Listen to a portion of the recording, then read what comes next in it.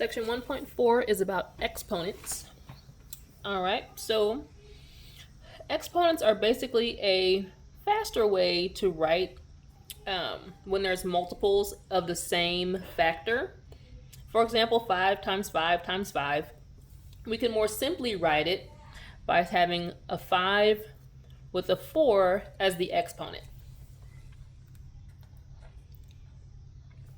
All right, so the little 4 is the actual exponent.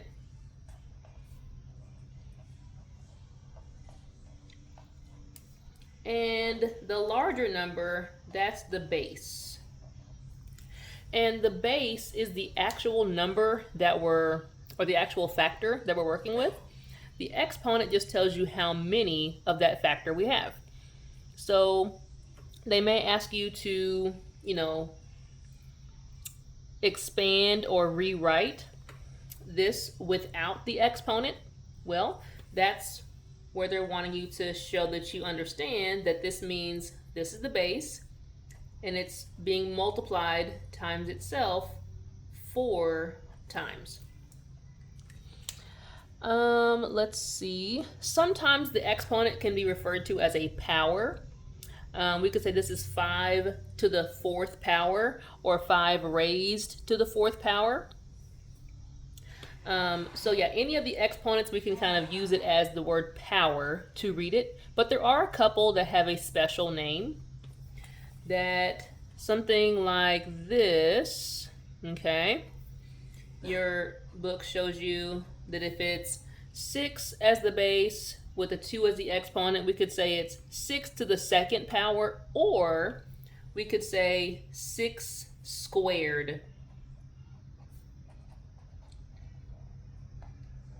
Okay, and the term squared is only used if it's a 2nd power. If 2 is the exponent, we can also say that it's squared. If we had 3 as an exponent, that's the other special one. We could say that this is 6 cubed. Okay, so whenever you have 3 as an exponent, we could have said 6 to the 3rd power, or we could say cubed. Now all the other ones are just the same. It'll be 4th power, 5th power, 8th power, 100th power, okay? It's just the 2nd and 3rd can be stated as squared or cubed. All right. If they want you to rewrite it like I did here, your book shows you that they may ask it in the expanded form, where it's kind of stretched out and showing all the possible factors, or the directions might ask you to rewrite it without the exponent, that this is what they mean. Now, if they want you to give the value, they may ask you to simplify the expression, and at that point they want you to give the value. Then they want you to go ahead and multiply it together, like they did here. They did 2 times 5 times 5. Well, 2 times 5 was 10, and 10 times 5 is 50. Okay, so here we have an example of the exponential form versus the expanded form. And it can be, different bases written side by side also. And we'll see a little more when we get into some more of the letters incorporated in this, but for now we're just looking at numbers. All right, there can also be negative exponents, and this is a little different than what you may have had recently.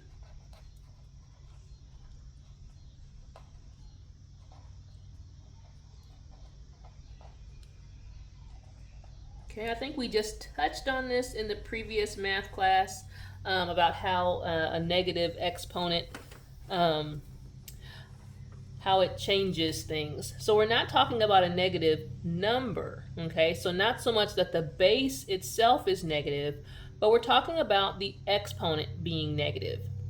So for example, if we have 3 to the negative 2nd power, this doesn't mean that 3 is negative.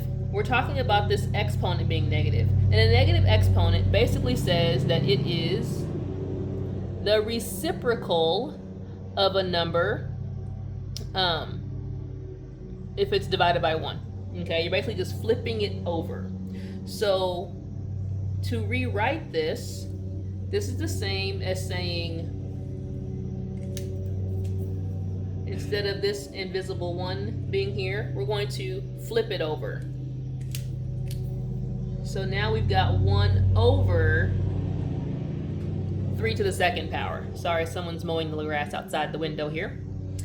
All right, so 3 to the negative second power. Once we flip it over, notice that the 2 is no longer negative, okay? The negative is gone. The negative was just there to tell us that we needed to flip it over or find the reciprocal of that value.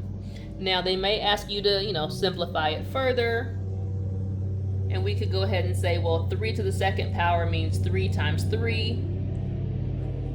So it's the same as 1 over 9, okay? The directions on a question might ask you to simply rewrite it with a positive exponent. So the next example they have here, they've got a 12 to the negative fourth power.